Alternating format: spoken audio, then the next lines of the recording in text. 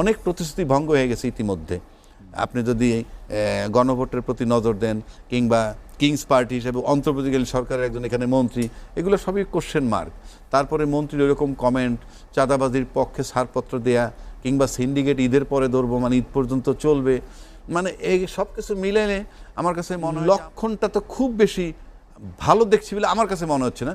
তারপর আমি সরি যে অলরেডি বোধহয় বলছে তারেক রহমান সাহেব, আমি শুনছি যেটা, যে 3 মাস না 6 মাস একটা মেয়াদ দিচ্ছে, 80 দিনের 6 মাস পারফরমেন্স দেখবে, সিগন্যাল উনি দেওয়াটা সেটাও ভালো লক্ষণ।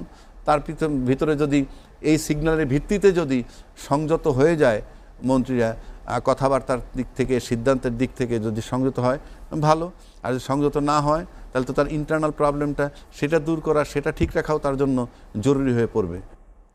আপনি জানেন যে আমাদের যে মুসলিম আইন, তাতে কি আছে যে ভাই আর বোনের মধ্যে সম্পত্তি বন্টন হইলে, ধরেন 15 টাকা তার বাবা রেখে গেছে, তাহলে ভাই পায় 10 টাকা, বোন পায় 5 টাকা।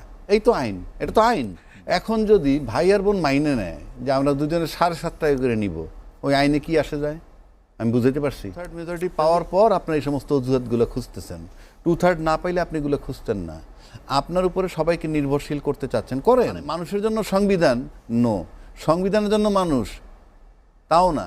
অর্থাৎ মানুষের প্রয়োজনে সংবিধান টাইম টু টাইম বদল হইতে হবে, টাইম টু টাইম। আপনার লাইফে আপনি দেখেন তো, টাইম টু টাইম আপনার জীবনে কত পরিবর্তন আনছেন। আপনি এক সময় কথায় কথায় মারামারি করতেন, এখন করেন না, কথার কথা।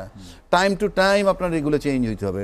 আপনি গণভোট মেনে নিছেন, কে আদেশ দিতে, কোনটা, কোনোভাবে আপনি বেআইনি বলতে পারবেন না। আপনি যখন মেনে নেওয়ার পর ওখান থেকে আপনি সরতে পারবেন না। অর্থাৎ আপনি যেটা সিদ্ধান্তটা মেনে নেবেন, দ্যাট বিকামস এ ল। আইনি আপনি একবার যদি মেনে নেন, সেখান থেকে আপনি সরতে পারবেন না সব জায়গায়। সুতরাং আপনি গণভোট মেনে নিছেন।